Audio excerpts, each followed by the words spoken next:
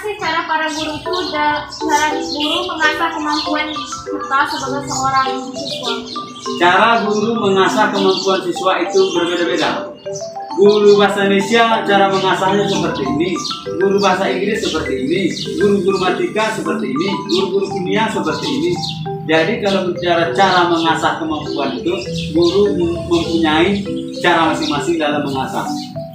Nobody ever knows, Saya sebagai guru bahasa nobody Indonesia, ever cara saya sees. mengasah I kemampuan left siswa my terhadap soul bahasa back Indonesia, then. Now I'm saya too membuat weak. bentuk-bentuk Most nights I pray for you to come home, praying to the Lord, bentuk keterampilan, praying for my soul. Now please don't. dalam melantunkan berbagai bentuk. Most nights I hardly sleep when I'm alone. Now please don't go. Oh no, I think of you whenever I'm alone. So please don't go. Guru bahasa Inggris nanti menyuruh siswanya, memberikan tugas kepada siswanya mencari berbagai macam bentuk kata-kata dalam Cause I don't ever wanna know, dengan guru membuat seperti itu. don't ever wanna see things change. Cause when I'm living on my own, Demikian juga dengan I wanna take it back and start again. Most nights I pray for you to come home, praying to the Lord, praying for my soul. Cara Now mengasah don't go. agar peserta didik bisa membentuk karakter tersendiri. Most nights I hardly sleep when I'm alone. Now please don't go. Oh no, I think of you whenever I'm alone. So please don't go. I sent so many messages, you don't reply. Gotta figure out what am I missing, baby. Now I need you now, I need your love.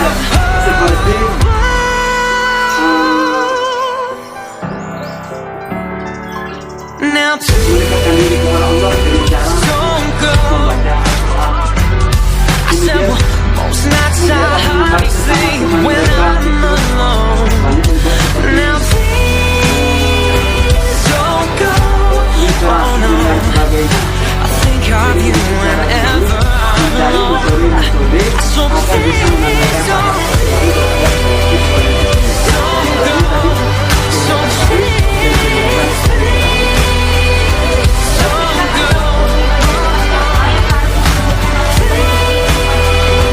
Don't go. Oh no, I think of you whenever I'm alone. So please don't go. Bicara tentang sikap kepribadian diri yang akan diberikan kepada peserta didik, itu tentulah sebuah yang harus dan mesti dilakukan oleh seorang guru. Karena apa? Guru itu kan dituntut dan ditiru. Jadi apa yang dilakukan oleh seorang guru, apa yang dibuat oleh seorang guru akan ditiru. Jadi apa saja yang akan diberikan oleh seorang guru untuk membentuk karakter seorang siswa itu, pertama tentunya pakaian, apalagi di aturan sekolah ada pakaian siswa seperti ini dan lain sebagainya. Jadi seorang guru juga harus berpenampilan seperti layaknya seorang guru. Kemudian etika, moral seorang guru. Seorang guru juga mesti harus memiliki etika yang baik. Ketika seorang guru mengatakan beretikalah seperti ini, nah, jadi seorang guru harus pertama kali memberikan model etika-etika yang baik kepada siswa.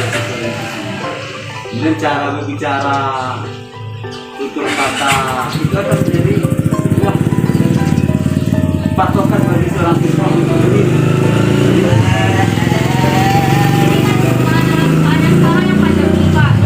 Jadi apa saja sih yang dibutuhkan peserta didik itu dalam proses belajar mengajar? Yang dibutuhkan tentu media elektronik seperti handphone. Apalagi beberapa bulan, beberapa minggu sebelumnya kita kan masih dalam keadaan melaksanakan daring. Artinya dalam keadaan daring, kenapa kita melaksanakan daring? tentunya karena pandemi. Jadi siswa dan siswi harus menggunakan, mau tidak mau harus menggunakan media elektronik seperti handphone, laptop dan lain sebagainya untuk bisa mendapatkan pembelajaran yang diberikan oleh seorang guru. Setiap mata pelajaran, bahasa Indonesia, bahasa Inggris, matematika. Jadi ketika pembelajaran itu diberikan kan tidak bisa tatap muka sebelumnya. Jadi harus diberikan melalui handphone, media sosial. Nanti di media sosial itu diberikan bentuk-bentuk model pembelajaran dalam aplikasi seperti Google Formulir, Zoom Meeting, dan lain sebagainya. Mungkin itu yang dibutuhkan siswa-siswi, terlebih-lebih paket, ya kan? Terlebih paket, kalau tidak ada paket bagaimana mau cara belajar? Itu yang dibutuhkan. Menurut Bapak, apakah fasilitas di sekolah ini sudah cukup atau belum? Kalau kita berbicara fasilitas sarana prasarana, kalau SMA Negeri 3 Rambah ini masih kurang memadai.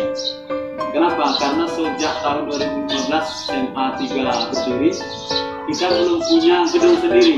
Ini masih gedung berstatus hak pakai. Ini gedung punya Dinas Perhubungan. Sebelumnya itu ditempati oleh kantor bupati kita yang lama. Jadi karena keterbatasan lahan yang hanya hak pakai, keterbatasan sarana prasarana tentu dialami oleh pihak SMA Negeri 3 Rambah. Tapi sekarang alhamdulillah lahan baru sudah punya, itu di kilometer 7, dan gedung itu sudah menjadi hak milik, bukan hak pakai lagi, hak milik daripada SMA Negeri 3 Rambah. Dan kami berharap nanti segala bentuk fasilitas sarana prasarana itu semuanya insya Allah sudah memadai. Kalau sekarang masih belum. Jadi apakah peran dari orang tua itu penting untuk membantu memadai karakter peserta didik? Berbicara tentang peran orang tua membentuk karakter peserta didik itu sangat-sangat dibutuhkan. Kenapa? Karena yang lebih banyak bersama dengan seorang siswa itu adalah orang tua. Sedangkan sekarang tatap muka terbatas, mungkin guru hanya sampai jam 11, setengah hari. Nanti dari setengah hari sampai malam, sampai lagi pagi, nanti itu bersama dengan orang tua. Jadi orang tua sangat berperan penting untuk mewujudkan karakter seorang peserta didik kemana arahnya. Ke karakter yang negatif bisa, ke karakter yang positif bisa. Maka orang tua harus bekerja sama dengan seorang guru, warga sekolah untuk mewujudkan peserta didik yang memiliki akhlak yang terpuji. Jadi bagaimana cara menciptakan lingkungan sekolah yang nyaman bagi peserta didik? Menciptakan sekolah yang nyaman itu ada dua: nyaman dalam keadaan lingkungan, nyaman dalam keadaan hubungan berakhlak. Bagaimana cara menciptakan nyaman dalam lingkungan? Tentunya harus senantiasa membersihkan daripada lingkungan sekolah, ruang kelas, ruang majelis umum, pekarangan sekolah. Pokoknya seluruh yang ada di lingkungan sekolah itu mesti harus dibersihkan daripada hal-hal yang membuat ataupun merusak pemandangan, jadi tidak akan tercapai kenyamanan. Itu kenyamanan yang pertama. Kenyamanan dalam berhubungan antar sesama guru kepada siswa dan siswi, tentu harus di situ ada akhlak-akhlak yang terpuji yang diberikan oleh peserta didik kepada guru, yang diberikan guru kepada peserta didik untuk mencapai kenyamanan dalam berhubungan sesama warga sekolah. Jadi ada dua kenyamanan. Kenyamanan itu harus juga kita terapkan terhadap akhlak yang terpuji sehingga terjadi kenyamanan dalam hubungan baik di siswa ke guru maupun guru ke siswa. Dan juga kenyamanan terhadap lingkungan sekolah mesti ada kebersihan untuk mencapai kenyamanan. Terus apa saja sih Pak yang dijadikan alat penunjang agar pendidikan, alat penunjang dalam pendidikan itu? Alat penunjang. Kalau berbicara alat penunjang, tentu larinya nanti ke sarana prasarana. Tentu harus ada alat penunjang sarana prasarana untuk mewujudkan satu, akademik siswa, dua, terhadap pembentukan moral akhlak kepada siswa dan siswi peserta didik.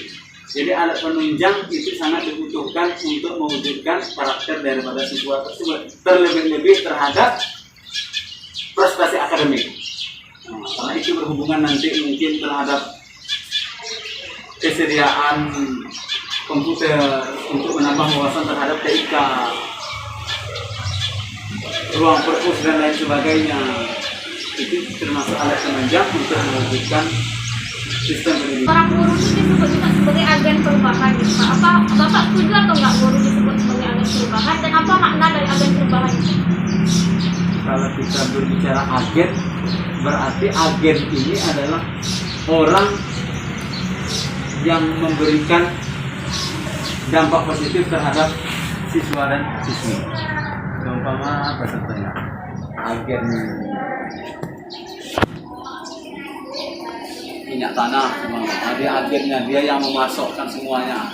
Jadi kalau berbicara tentang pengertian daripada agen perubahan tadi, saya setuju dikatakan guru ini sebagai agen perubahan.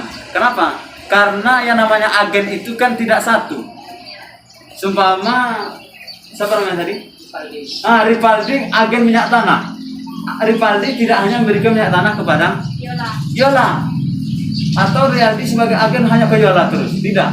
Ya diberikan kepada Yola, dia diberikan kepada Lila, juga kepada kawannya, kepada bapak, banyak yang diberikan. Demikian juga dengan guru. Guru ini merupakan agen perubahan terhadap apa? Terhadap akhlak, terhadap apa? Terhadap pendidikan, terhadap apa? Kemampuan, wawasan dan lain sebagainya. Karena banyak. Contoh di SMA kami ini ada 62 siswa. Bukan hanya ke satu siswa yang kami berikan cara agar mereka bisa mendapatkan akhlak yang positif, kemampuan akademik dan lain sebagainya, tapi banyak siswa yang kami berikan. Dan juga terhadap orang-orang yang ada di sekitar SMA 3. Dan juga nanti pulang kami ke rumah, kami berikan lagi kepada orang-orang yang ada di sekitar masyarakat.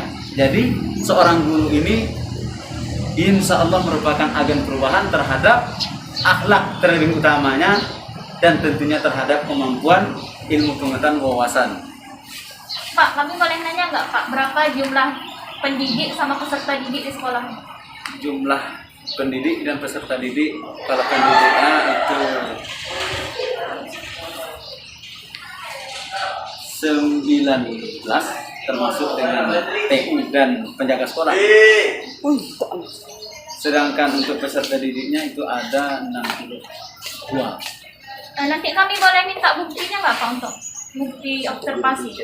Itu nanti kita ke bagian kurikulum ya.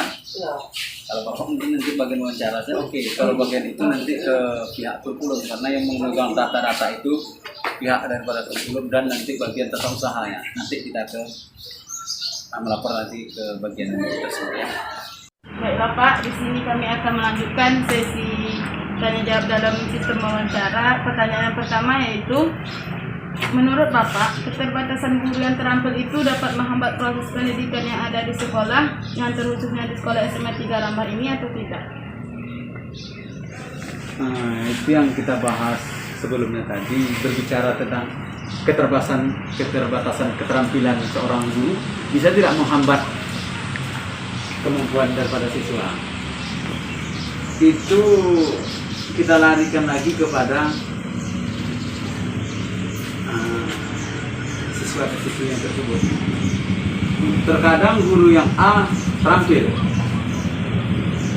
guru yang B terbatas keterampilannya. Kalau dikatakan menghambat atau tidak, kalau menurut saya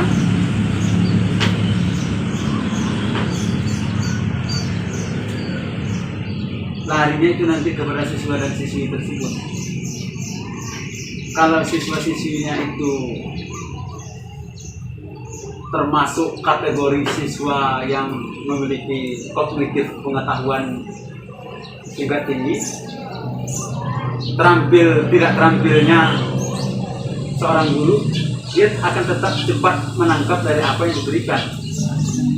Berarti faktor keterbatasan keterampilan tidak masuk kepada orang yang memiliki kemampuan kognitif yang tinggi. Tapi bagi siswa-siswi yang mungkin tingkat kemampuannya dikategorikan ke bawah, guru yang terampil akan cepat memberikan pengetahuan kepada anak tersebut dengan si guru yang tidak ataupun yang terbatas keterampilannya. Jadi kita tengok kepada siswanya. Gitu. Tadi kan Pak, sarana dan prasarana sekolah ini kan masih belum memadai. Jadi bagaimana cara guru itu untuk mengatasi permasalahan tersebut? Bagaimana cara guru mengatasi daripada keterbatasan daripada sarana prasarana? Tentu guru-guru ini kreatif. Kalau tidak kreatif, bukan guru. Karena keterbatasan tersebut, maka guru-guru ini kreatif dalam membuat sebuah alat yang tertuju kepada pembelajaran yang diajarkan, seperti olahraga. Kegiatan olahraga tentu membutuhkan alat-alat dalam penunjang keberhasilan olahraga tersebut. Maka karena keterbatasan alat olahraga yang dimiliki, maka guru tersebut kreatif membuat alat sendiri, dengan biaya yang murah sekali. Nah, seperti kun dalam olahraga untuk menambah stamina fisik daripada seorang peserta didik yang hobi bola kaki, takraw dan lain sebagainya. Itu menggunakan kun yang dari plastik bekas dibuat agar jadi. Itu kalau untuk bagian olahraga. Demikian juga kepada guru yang lain, mereka mempunyai kreatif sendiri untuk menghasilkan sarana yang terbatas tersebut sehingga bisa dijadikan sarana yang bisa menunjang kemampuan siswa.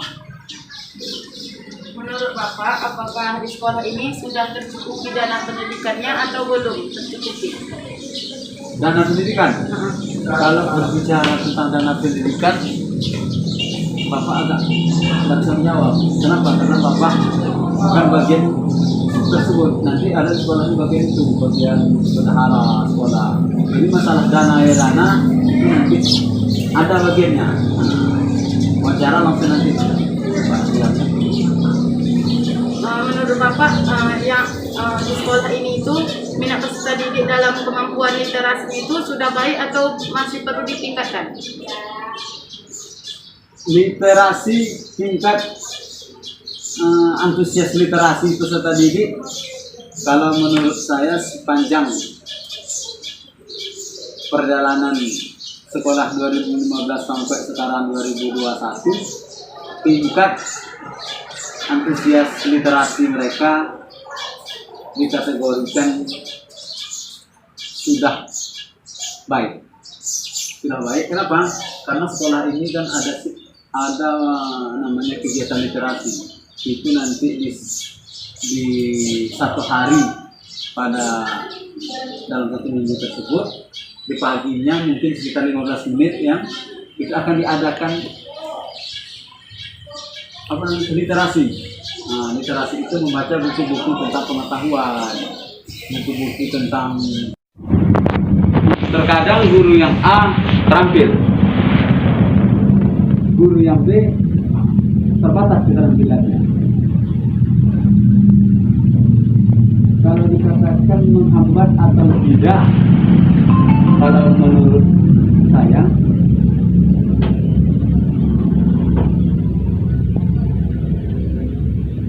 larinya itu nanti kepada siswa dan siswi tersebut. Kalau siswa-siswinya itu termasuk kategori siswa yang memiliki kognitif pengetahuan tingkat tinggi, tidak terampilnya seorang guru, dia akan tetap cepat menangkap dari apa yang diberikan. Berarti faktor keterbatasan keterampilan tidak masuk kepada orang yang memiliki kemampuan kognitif yang tinggi. Tapi bagi siswa-siswi yang mungkin tingkat kemampuannya dikategorikan ke bawah, guru yang terampil akan cepat memberikan pengasuhan kepada anak tersebut dengan si guru yang tidak ataupun yang terbatas keterampilannya. Jadi kita tengok kepada siswanya tersebut. Terusnya Pak, menurut Bapak, apakah sistem belajar dengan kurikulum K13 ini sudah cocok bagi peserta didik? Kurikulum K13 apakah cocok kepada peserta didik? Setiap kurikulum itu tentunya cocok kepada peserta didik, mulai dari kemarin KTSP sampai sekarang kurikulum 13. Semuanya itu cocok kepada peserta didik, akan tetapi itu nanti tergantung kepada peserta didik itu sendiri bagaimana cara mereka memahami terhadap kurikulum-kurikulum yang disampaikan. Maka peserta didik harus belajar apapun model kurikulumnya, itu semua telah dipilah-pilah, telah diatur oleh Kementerian Republik Indonesia, Kementerian Pendidikan, sudah yang terbaik diberikan kepada siswa dan siswi. Maka untuk itu siswa dan siswi harus selalu belajar untuk memahami daripada setiap kurikulum yang diberikan. Lanjut, kurangnya bahan pembelajaran bagi siswa atau guru itu apakah dapat menghambat proses belajar dan mengajar di sekolah ini? Kurangnya bahan? Pembelajaran. Kalau kurangnya bahan pembelajaran tentu akan menghambat daripada pembelajaran siswa dan siswi. Kenapa? Karena segala bentuk pengetahuan ilmu yang akan diajarkan itu mesti ada bahan. Jadi ada bahan, ada sumber. Kalau tidak ada sumber, maka akan sangat menghambat daripada proses belajar mengajar. Contoh, buku, apalagi itu modul dan lain sebagainya. Jadi menghambat pembelajaran kalau seandainya bahan itu tidak